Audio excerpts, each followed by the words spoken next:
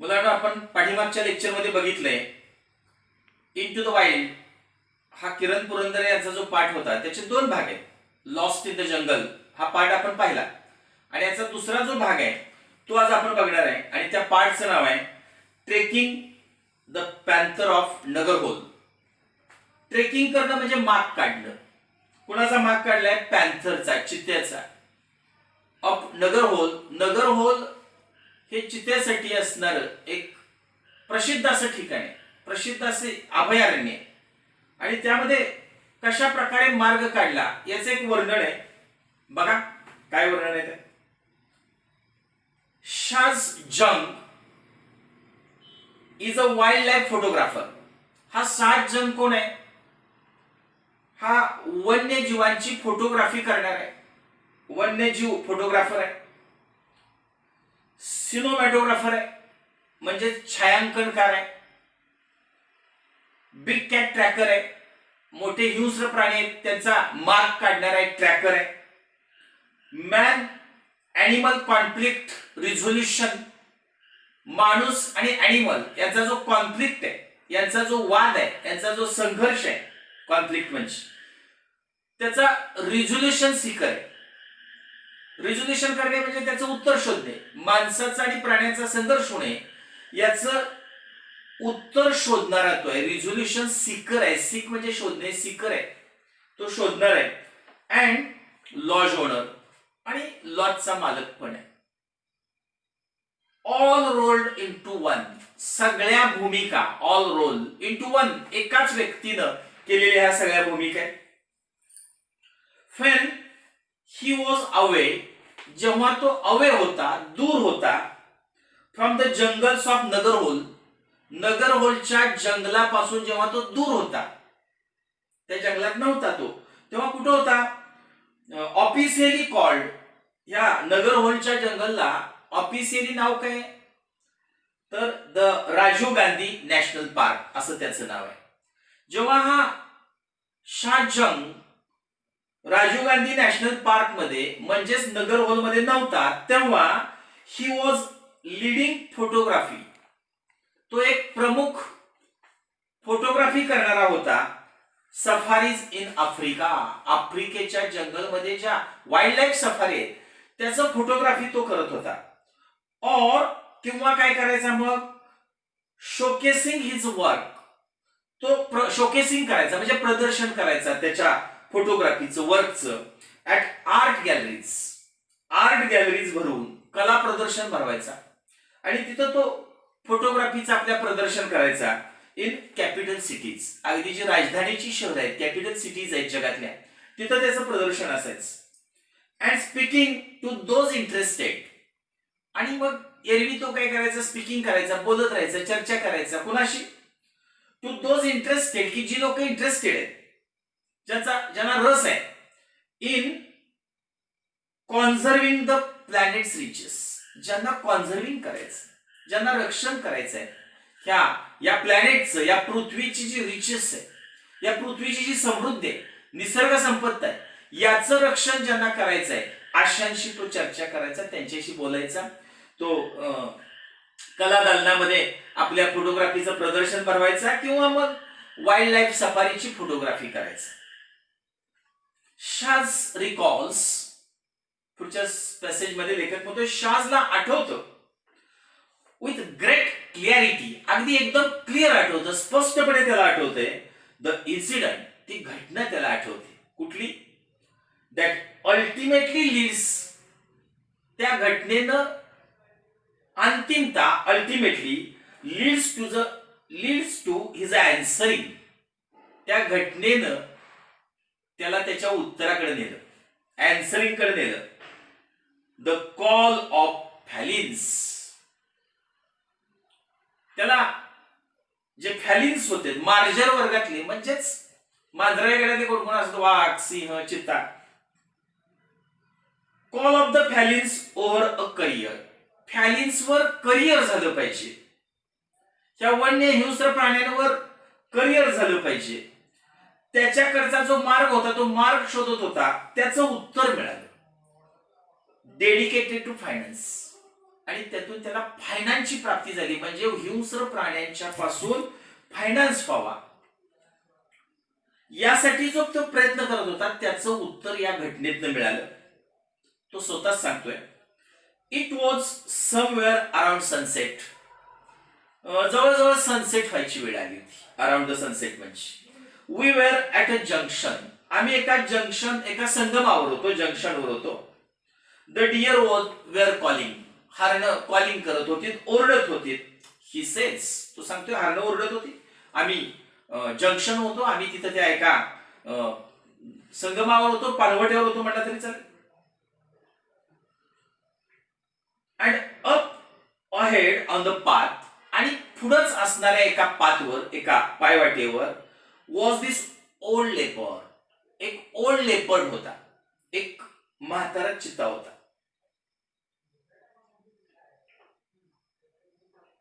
इथे एक ओळ राहिलेली आहे, परत बघा ती. The deers were calling. हरणं कॉलिंग करत होती. ही सेज, तो सांगतोय, we went around a blind turn. आम्ही गेलो, वी वेंट कुठं, एका ब्लाइंड टर्नला. आम्हाला परिचित नव्हता तो टर्न, किंवा तो टर्न दिसत नव्हता, अशा एका वळणावर आम्ही गेलो.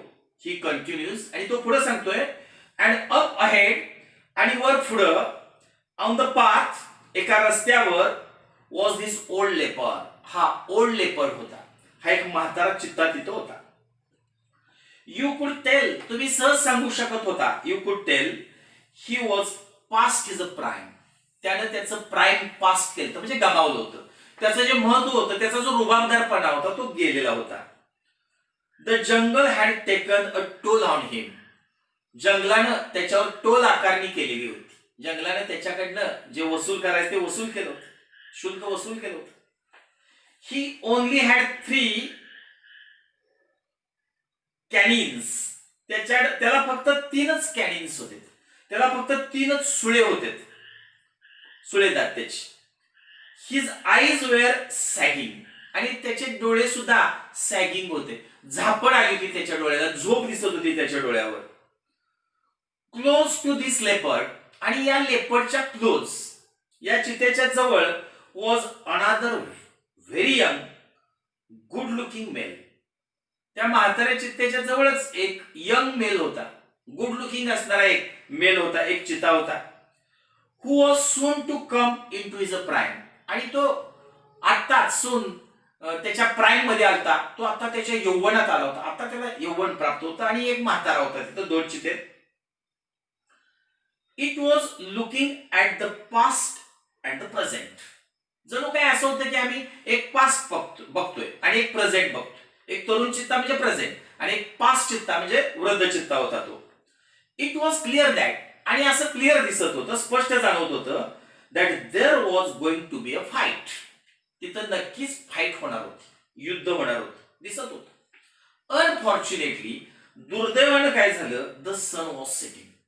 सूर्यास्त होत होता. And we had to leave, आणि आम्हाला जावंच लागलं. हॅड टू म्हणजे मस्ट असतं, वी मस्ट लिव्ह, जावं लागलं आम्हाला. बट द नेक्स्ट मॉर्निंग, पण दुसऱ्या दिवशी सकाळी काय झालं, I went back to the spot. मी त्या स्पॉटला परत गेलो. Sitting on a high rock, पाहिलं मी की एका उंच रॉकवर, एका उंच अशा खडकावर, दगडावर, वॉज दॅट यंग लेपर्ड. तिथं तो यंग लेपर्ड होता. Blood was dripping from a gas around his face.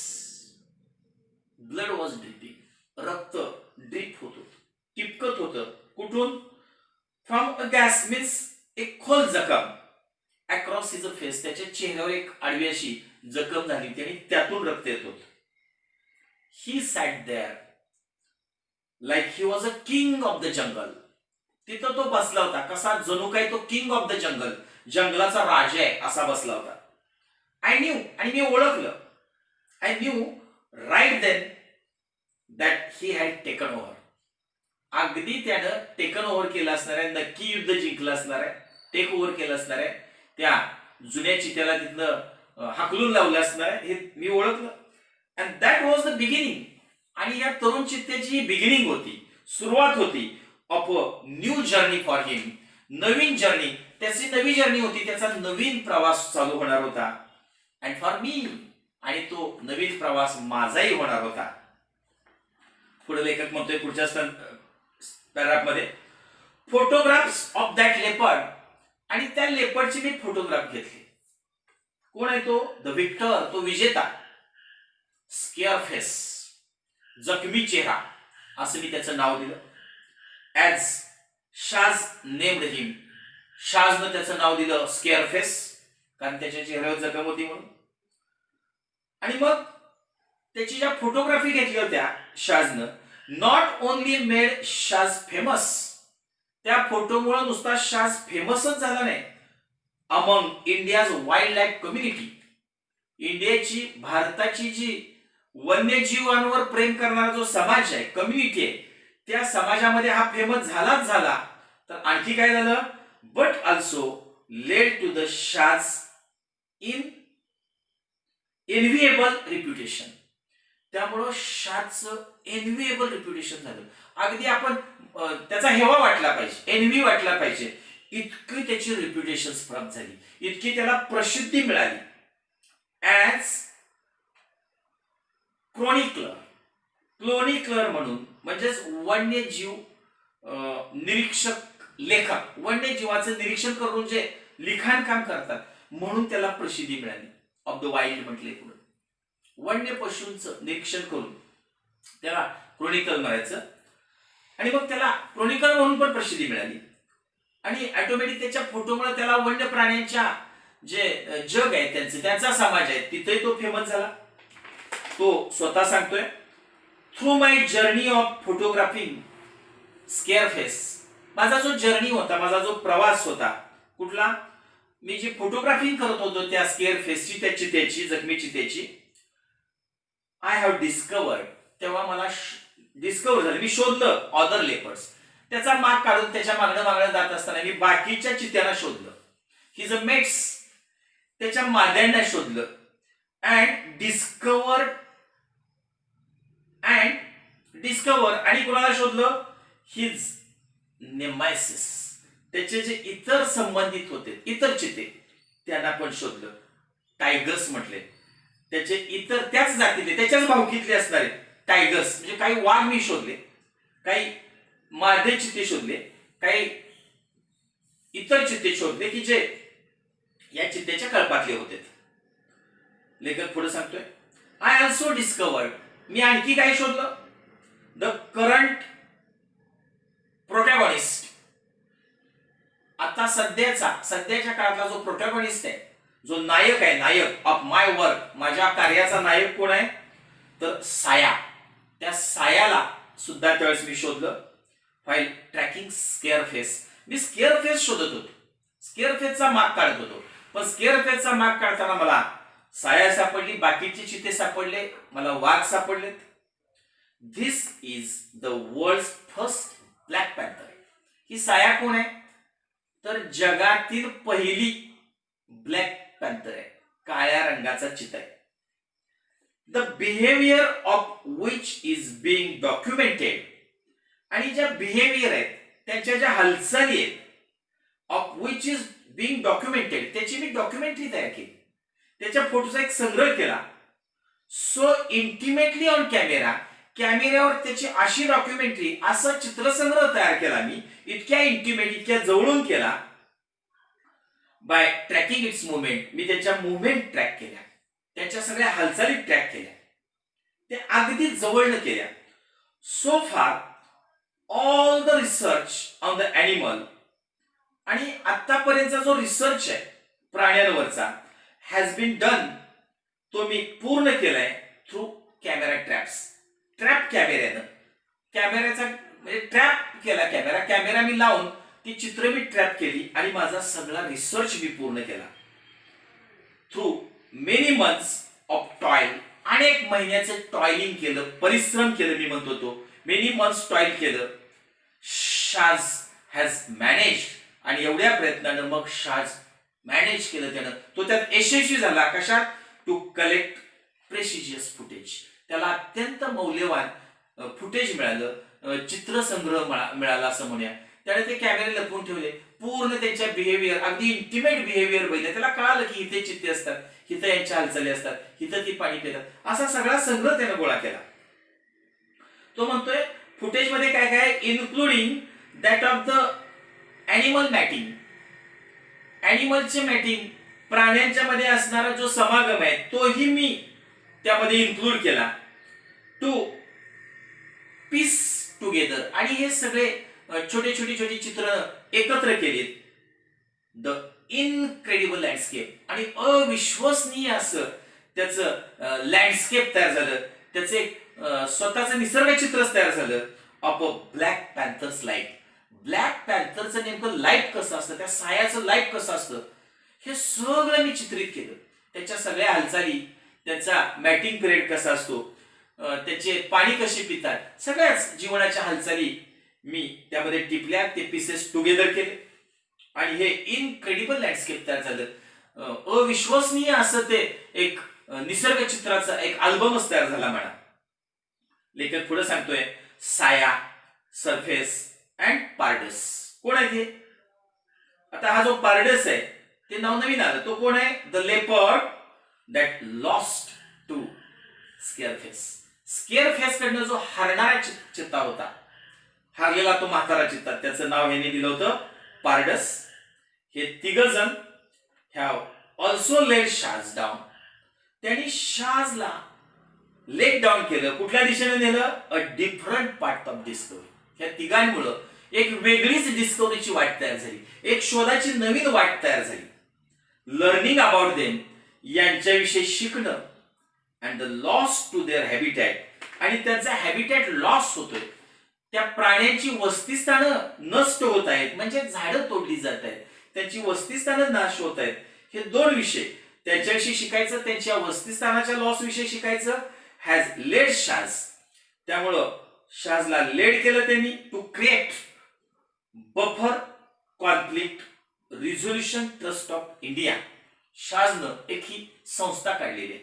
काय नाव आहे त्या संस्थेचं? Buffer conflict resolution trust of India, म्हणजे BCRTI. ही संस्था त्यानं स्थापन केली. इट इज अन एजन्सी, ही एक एजन्सी आहे, एक संस्था आहे दॅट एज्युकेट्स विलेजर्स. ती तिथल्या जंगलातल्या गावकऱ्यांना शिक्षण देते. हु लिव्ह, ही गावकरी कुठले घेते? ती जे गावकरी राहत आहेत ऑन द फ्रिंज, त्या बांधावर, फ्रिंजवर, कुठल्या? ऑफ द फॉरेस्ट, त्या जंगलाच्या काठावर जे गावकरी राहतात त्यांना ही संस्था ट्रेनिंग देते on the importance of conservation. कसलं ट्रेनिंग दिलं जाते त्यांना? त्यांना इम्पॉर्टन्स सांगितलं जाते, महत्व सांगितलं जाते त्यांना. कशाचं? कॉन्झर्वेशन. वन्य प्राण्यांचं रक्षण कसं करायचं, जंगलांचं रक्षण कसं करायचं, कॉन्झर्वेशन करायचं, संवर्धन कसं करायचं, याचं शिक्षण दिलं जाते. शाज म्हणतोय, we are in the heart of man animal conflict zone. आम्ही एकदम हार्टला, आम्ही एकदम सेंटरला आहे. कुणाच्या? मनुष्य, मॅन, आणि ॲनिमल आणि प्राणी यांचा जो कॉन्फ्लिक्ट आहे, याचा जो संघर्ष आहे, याच्या आम्ही अगदी केंद्रस्थानी आहोत. एक्सप्लेन शाज. शाज आपल्याला समजावून सांगतोय, there is no specific buffer zone. खरं म्हणजे असा खास बफर झोन म्हणजे सुरक्षित क्षेत्र नाही. हिअर अराउंड नगरहोल, नगरहोलच्या जंगलाच्या आसपास कुठं संरक्षित क्षेत्र नाही. The core area of the forest ends, जंगलाचा जो मुख्य चित्ते असणारा जो एरिया आहे तो एंड होतोय वेअर द फील्ड्स बिगॅन, आणि तिथनं पुढे लगेच शेती चालू होते. फील्ड्स बिगॅन होतात म्हणजे जंगल संपतंय आणि लगेच शेती चालू. इन ड्राय सीझन, आणि मग जेव्हा उन्हाळा असतो, ड्राय सीझन असतो, तेव्हा काय होतं? मग एलिफंट, हत्ती अँड वाईल्ड बोर, आणि जंगली डुकरं, रानडुकरं म्हणतो आपण त्याला, इन्कर्शन्स इनटू फील्ड. ते इन्कर्शन्स करतात, हल्ला करतात म्हणा, अतिक्रमण करतात म्हणा, इनटू फील्ड्स, ते रानात येतात. आर व्हेरी कॉमन, आणि हे कॉमन घटना आहे. हत्ती येणं, रानडुकरं येणं, त्याची शेती उद्ध्वस्त करणं, त्यांचा ऊस उद्ध्वस्त करणं, ही कॉमन गोष्ट आहे. ऑदर लेपर्ड्स लाईक पार्डस, आणि पार्डस सारखे जे ओल्डर लेपर्ड आहेत, म्हातारे चित्ते, हु हॅव लॉस्ट टेरिटरी, त्यांची टेरिटरी गेलेली असते, त्यांचा अधिकार क्षेत्र जे आहे ते गेलेलं असते. ते म्हातारपण आलं की नवीन चित्ता जो असतोय तो म्हाताऱ्याला घालवतोय आणि तो त्या मादीच्या संपर्कात राहतो. आणि मग हा म्हातारा कळपातनं बाहेर पडलेला असतोय, तो टेरिटरी त्याची गेलेली असते, त्याचा अधिकार क्षेत्र गेलेलं असते त्या फॉरेस्ट मधले. इन द फॉरेस्ट म्हटले often carry away live stock.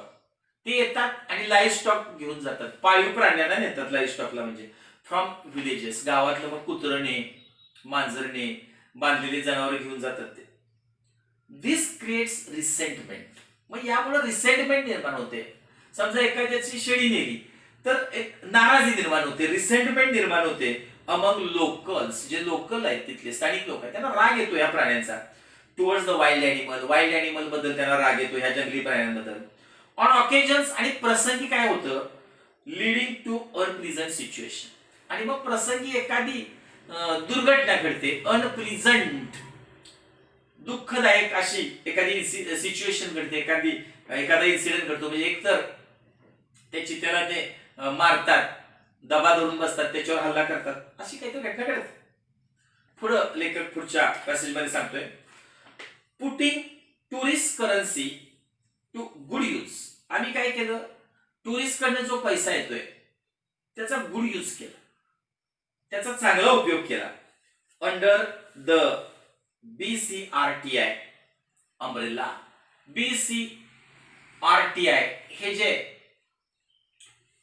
स्थानिक लोकांना ट्रेनिंग करणारी संस्था काढली होती, तिच्या छताखाली, तिच्या अम्ब्रेला खाली आम्ही तो टुरिस्ट कडनं आलेल्या पैशाचा उपयोग केला. आणि BCRTIच्या छताखाली शाज प्रोव्हाइड्स लोकल्स. शाजनं लोकल तिथले जे स्थानिक लोक होते त्यांना प्रोव्हाइड केलं, त्यांना दिलं. काय दिलं, विथ व्होकेशनल ट्रेनिंग. त्यांना व्यावसायिक प्रशिक्षण दिलं. त्यांना आलेल्या पैशातनं त्या स्थानिक लोकांना व्यवसाय करण्याचं ट्रेनिंग दिलं. With the aim of educating locals. Aim काय होता, लोकलला एज्युकेट करायचं, स्थानिक लोकांना शिकवायचं. On the merits of conservation.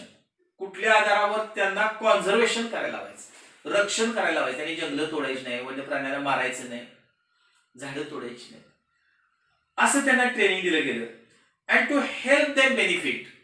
आणि मग त्यांना बेनिफिट दिला, त्यांना लाभ दिला फ्रॉम टुरिस्ट करन्सी. टुरिस्ट कडनं जो पैसा येतोय तो त्यांना दिला त्याने. The visitors at the resort. तिथे त्याने एक रिसॉर्ट केले आणि त्या रिसॉर्ट मध्ये जो कोण भेट द्यायला येईल आर वेलकम टू व्हॉलेंटियर.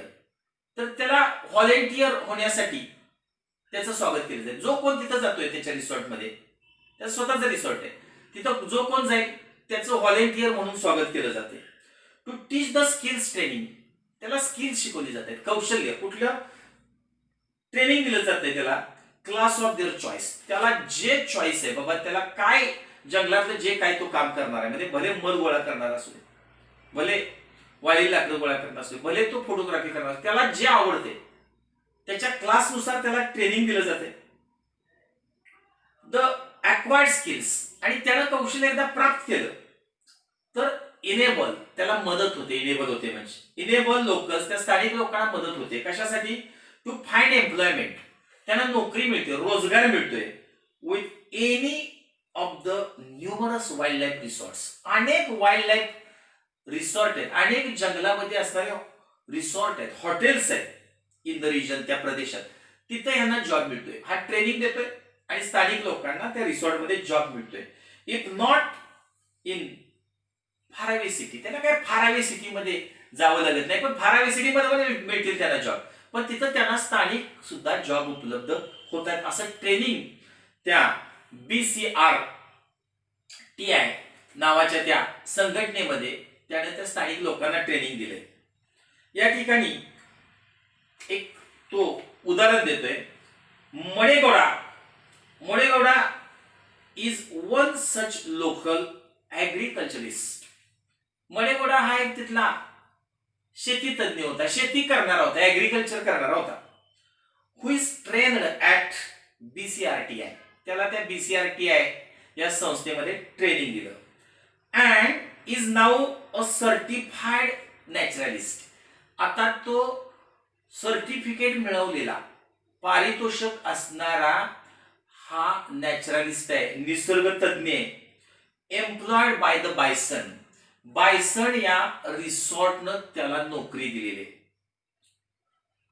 तो काय म्हणतोय बघा, इन द पास्ट तो सांगतोय, तो मळीगौडा म्हणतोय, पूर्वी काय व्हायचं, in the past I have lost almost 80%. माझा 80% लॉसच व्हायचा म्हणतोय, नुकसान व्हायचं. Of a seasons yield of sugar cane. जे वर्षभराचा माझं उत्पादन होतं, इल्ड म्हणजे उत्पादन, शुगर केनचं जे उत्पादन व्हायचं ऊसाचं, त्याचा 80% माझा लॉस व्हायचा. To such animal attacks. हत्ती यायचा, ऊस खाऊन जायचं. रानडुक्कर यायचं, ऊस खाऊन जायचं. कोल्हा यायचा, ऊस खाऊन जायचं. 80% नुकसान व्हायचं. I use to hate them. मी नेहमी त्यांचा तिरस्कार करायचो, मला राग असायचा त्या प्राण्यांविषयी. बट नाऊ, पण सध्या काय झालंय, आय हॅव लर्न. सध्या मी आता शिकलोय, ट्रेनिंग घेतली, आता मी शिकलोय. काय शिकलोय, how important these animals are. हे प्राणी किती इम्पॉर्टंट आहेत हे मी शिकलोय. And the value of protecting them. आणि व्हॅल्यू शिकलो, मूल्य शिकलो. कशाचं, प्रोटेक्टिंग देम. यांचं रक्षण करायचं, याचं रक्षण करण्याची किंमत मी शिकलो, त्यांचं मूल्य शिकलो. ही सेज, तो सांगतोय.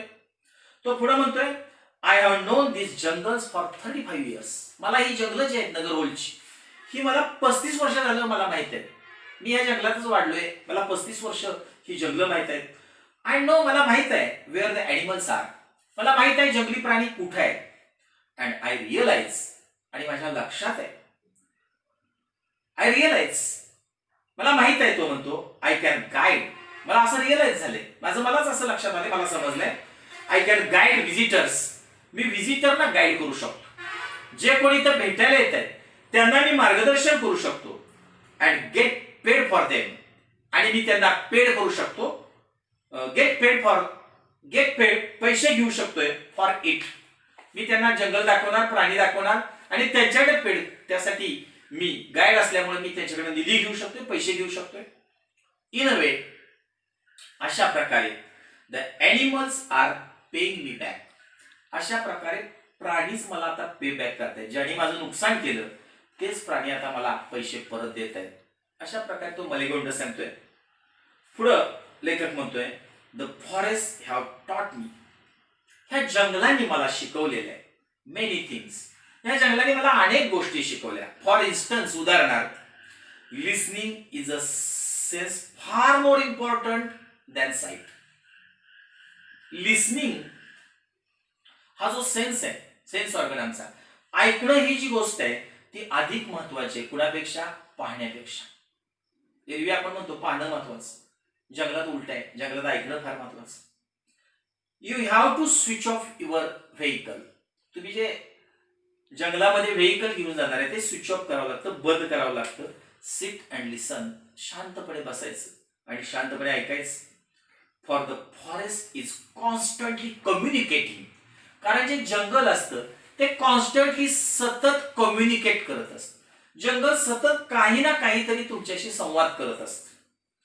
Through the voices of birds and animals. ते बर्ड्सच्या व्हॉइसमध्ये असो, ॲनिमलच्या व्हॉइसमध्ये असो, ते प्राण्यांच्या, पक्ष्यांच्या आवाजात तुमच्याशी चर्चा करत असतं, बोलत असतं. ही एक्सप्लेन्स, तो आपल्याला स्पष्ट करून सांगतो. Trekking and animal. एखाद्या प्राण्याचा माग काढणं, ट्रेकिंग करणं. Also teaches you life lessons. एखाद्या प्राण्याच्या मागावर असताना सुद्धा तुम्हाला लाईफ लेसन्स मिळतात, जीवनाचे धडे मिळतात तिथं. The black panther has taught me patience. हा जो ब्लॅक पॅन्थर जो सापडला नगरहोलच्या जंगलामध्ये, त्याने मला काय टॉट केलं, काय शिकवलं असेल मला, तर पेशन्स, सहनशीलता, संयम म्हणतो आपण त्याला, तो मला त्याने शिकवला. बट अबव ऑल, पण सर्वात महत्वाचं काय, इट हॅज टॉट मी, त्याने मला शिकवलं टू नेव्हर स्टॉप डिस्कवरिंग. कधीही शोध थांबवायचा नाही, सतत शोधायचे, त्याने मला शिकवलं. There are just so many amazing experiences. अनेक अमेझिंग एक्सपिरियन्सेस आहेत, अनेक आश्चर्यकारक, अद्भुत म्हणूया आपण, असे अनुभव आहेत टू लर्न, की जे आपण घेतले पाहिजे, शिकले पाहिजे and share with the world, आणि जगाशी ते शेअर केले पाहिजे, जगाला ते सांगितले पाहिजेत. असे जगाला कितीतरी अनुभव आहेत की जे अजून उघड व्हायचे आहेत.